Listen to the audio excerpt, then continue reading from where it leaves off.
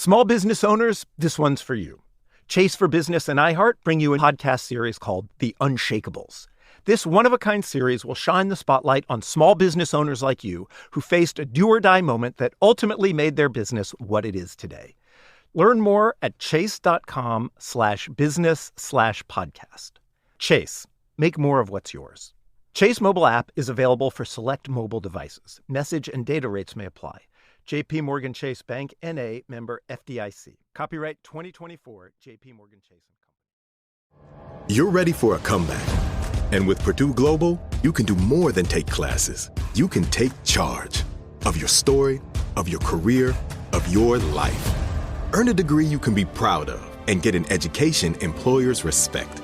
It's time, your time, not just to go back to school, but to come back and move forward with Purdue Global, Purdue's online university for working adults.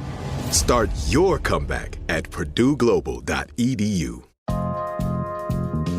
Hello. From Wonder Media Network, I'm Jenny Kaplan, and this is Womanica.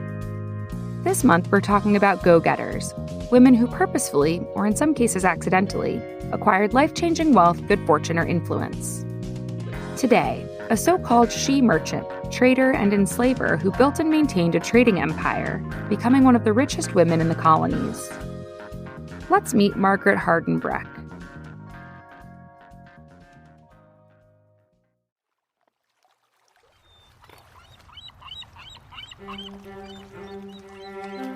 Margaret Hardenbroeck was likely born sometime in the 1630s and grew up in Holland.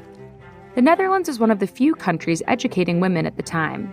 Margaret, therefore, had access to expanded rights and opportunities compared to women in other places. In 1659, Margaret moved to the so-called New World and settled in the Dutch colony of New Amsterdam. She got a lucrative job working for her cousin, buying and selling merchandise. And while many women didn't work, Margaret enjoyed relative freedom under Dutch rule. Soon, she met and married Peter de Vries, a wealthy merchant.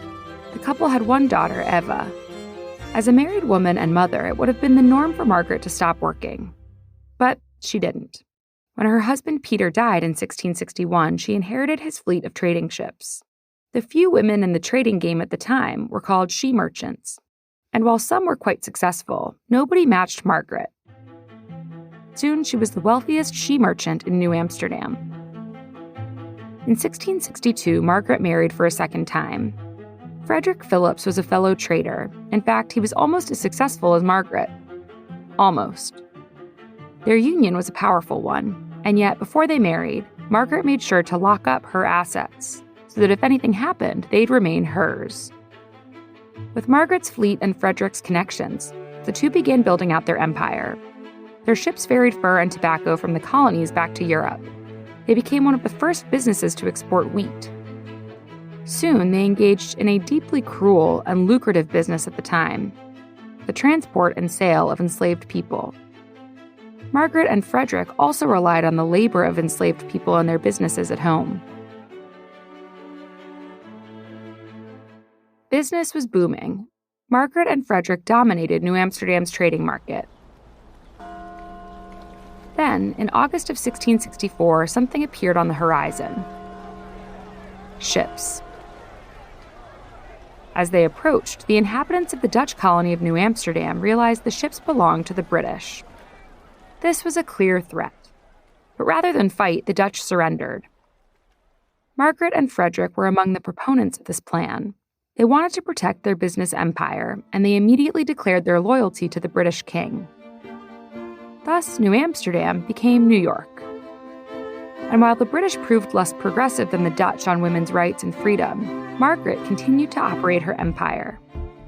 It's estimated that when Margaret Hardenbroeck died in the early 1690s, she was the richest woman in New York.